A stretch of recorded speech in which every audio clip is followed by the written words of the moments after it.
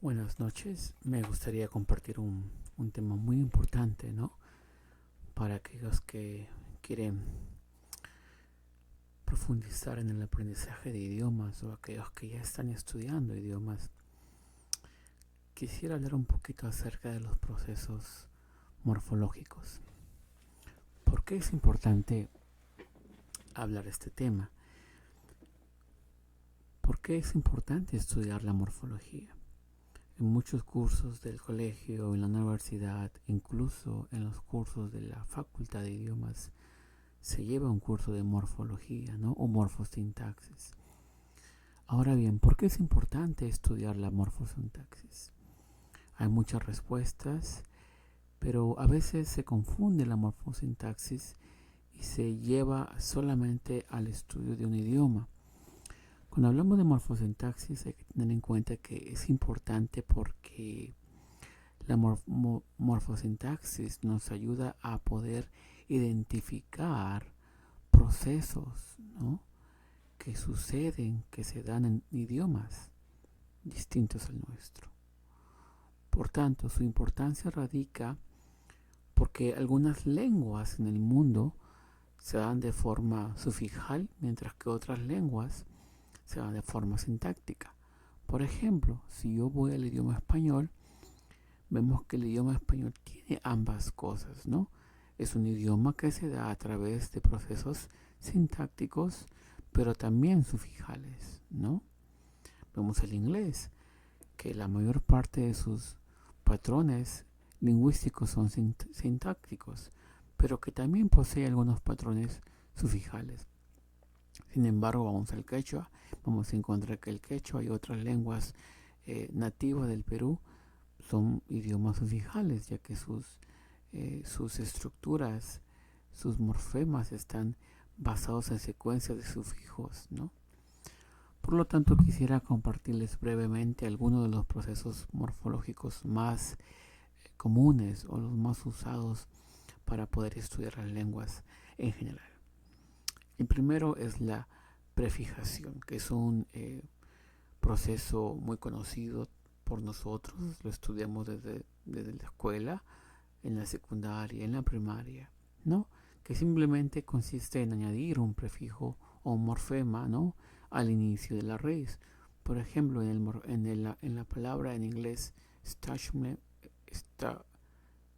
establishment, hemos visto aquí que se añadió dos prefijos, ¿no? El prefijo anti y dis, ¿no? Anti-dis establishment, ¿no? Vemos también la palabra antebrazo, ¿no? El prefijo ante antes de brazo. La palabra geología, geo, tierra, logía, estudio, ¿no? Geo, un prefijo. Pronoun, como en el francés, ¿no? El prefijo pre, ¿no? Luego vemos aquí también otro proceso, ¿no? La sufijación, ¿no?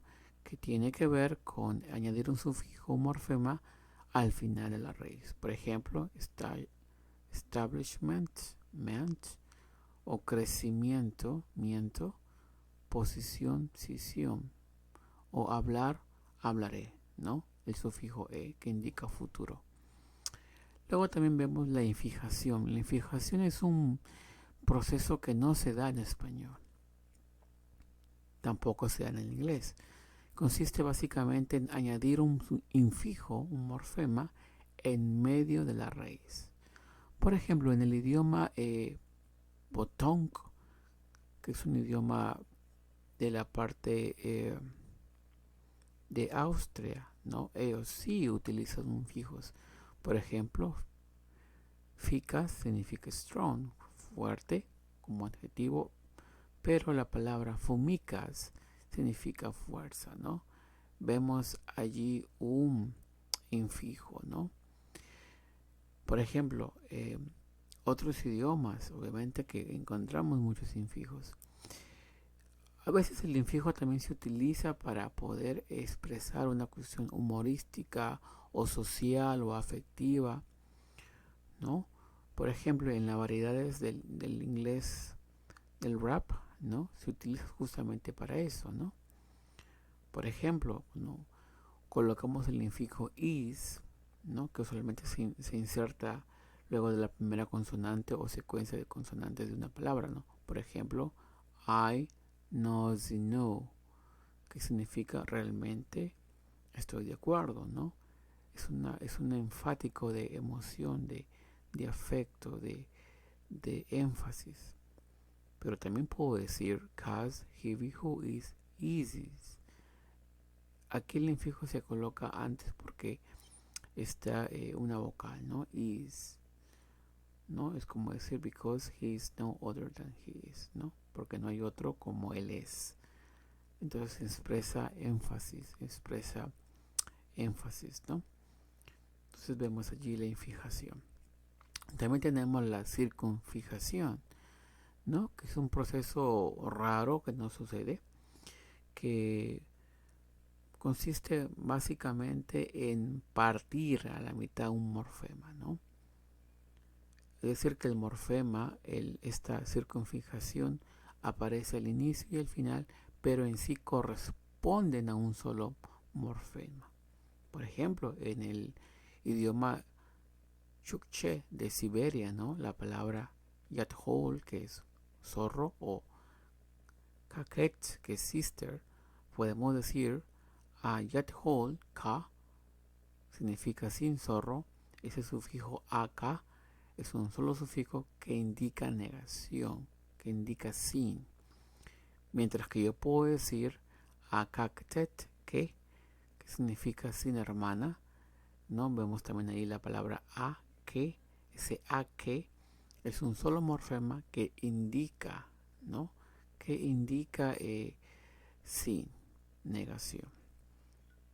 Y claro que vemos aquí también algunas otras cuestiones fonológicas que no voy a explicar aquí.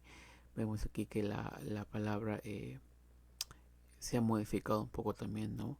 La última expresión, acá, a que, ¿no? Por la presencia de la consonante alveolar, ¿no? T. Luego tenemos aquí la modificación del tema, ¿no? Se cambia la forma sin añadir ningún afijo. Por ejemplo, ¿no? En inglés tenemos las palabras sing and sang, cantar, cantó, ¿no? Aquí podemos ver que esto es un poco diferente a lo que en el inglés se conoce como weak stem suppletion, ¿no? Por ejemplo, algunos verbos en inglés como bought provienen del verbo en presente by, o como brought, ¿no? Del verbo presente del bring, o thought del verbo presente en think. Nadie pensaría que by es bro, o bring, o thought es doing, ¿no? Entonces ahí podemos ver que esto es muy diferente a lo que se le considera un weak stem suppletion, ¿no? Para que se considere como una modificación de tema, se puede hacer una regla, ¿no? Por ejemplo, yo puedo decir, para formar el pasado del verbo cantar, voy a modificar el sing, ing, y voy a modificarlo por an, ¿no? Lo que no puede hacerse con la weak stem suppletion, ¿no? Es un tema que lo voy a explicar en las siguientes clases. También tenemos la variación autosemental, ¿no? Esto tiene que ver con este cambio a la forma, pero sin añadir vocales o consonantes, ¿no? Sino más bien se añade, se modifica el tono, la fuerza o la nasalización. Por ejemplo, en inglés, un ejemplo muy sencillo, ¿no? Si yo digo convert, o convert, ¿no? Convert es un verbo, pero si yo cambio la entonación y agrego la primera sílaba, convert, es un sustantivo, ¿no? Entonces vemos allí un ejemplo muy básico.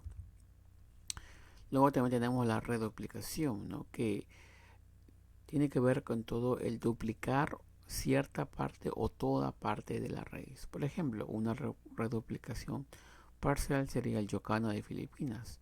Ulo significa cabeza, ululo, cabezas, ¿no? Vemos aquí que solamente se ha tomado la parte ul y no se ha tomado la parte ulo, ¿no?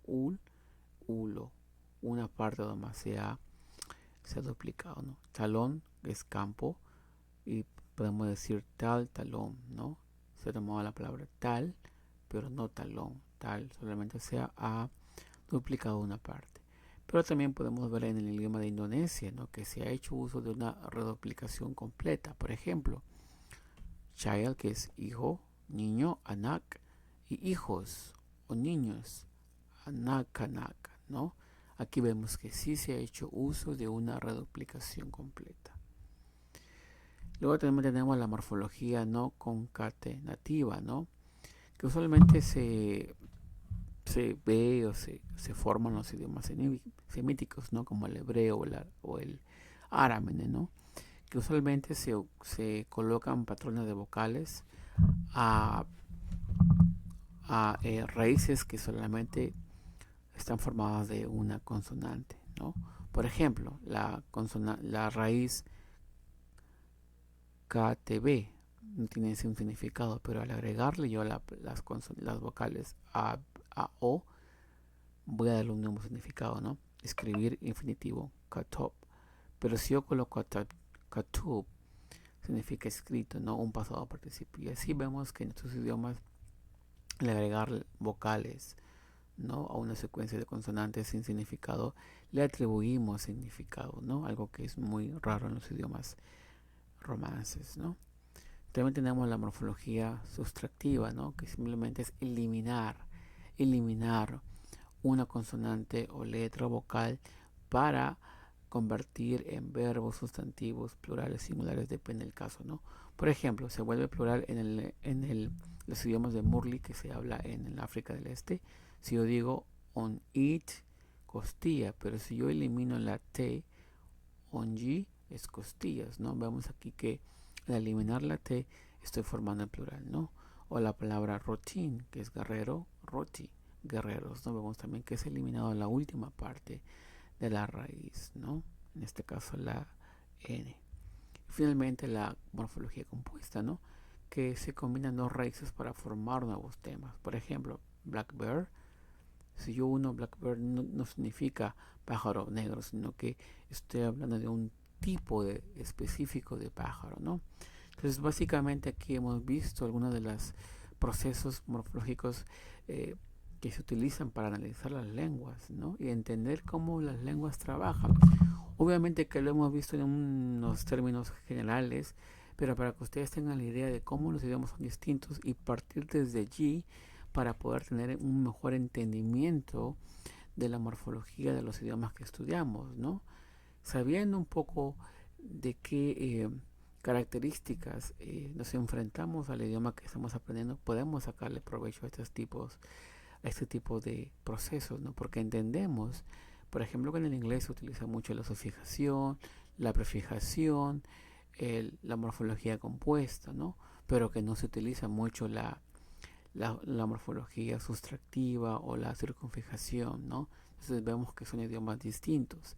Entonces podemos partir desde allí para empezar nuestro entendimiento de las lenguas que estamos estudiando. Espero que este video les haya servido de algo.